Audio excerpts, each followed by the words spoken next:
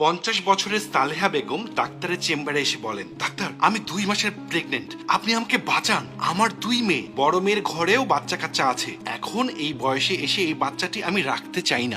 আপনি কি সত্যি বলছেন? জি ডাক্তার, আপনি আমাকে এমন একটি মেডিসিন দিন যেটা খেলে বাচ্চাটা আমি নষ্ট করতে পারি। আপনি অনেক ভাগ্যবান যে এই বয়সে এসেও সন্তানের মা হতে পারছেন। না ডাক্তার, আমি কোনোভাবেই এই বাচ্চা রাখতে চাই না। আমার বড় মেয়ের জামাই আছে, নাতি নাতনিও বড় হয়ে গেছে। তাছাড়া আমার ছোট মেয়েটাও ভার্সিটিতে পড়ে, কিছুদিন পর ওকেও বিয়ে দিতে হবে। এভাবে মেয়ে জামাইয়ের সামনে আমি কিভাবে আরেকটি বাচ্চার জন্ম দেব? আপনি দয়া করে আমার এই বাচ্চা নষ্ট করার জন্য কোনো ঔষধ দিন। দেখুন, চাইলেই তো আর বাচ্চা নষ্ট করা যায় না। এর মধ্যে অনেক আইনি বিষয়, অনুমতির ব্যাপার আছে। আপনি একটা কাজ করুন, আগে আপনার ইউরিন টেস্ট জমা দিন। আমি নিশ্চিত হই আসলেই বাচ্চা আছে কিনা, এরপর ভেবে দেখব। তানিয়া সালেহা বেগমের হাতে একটি টেস্ট টিউব এগিয়ে দেয়। সালেহা বেগম সেটি নিয়ে টয়লেটের দিকে যেতেই মাঝ পথে আরেকজন ডাক্তারের সাথে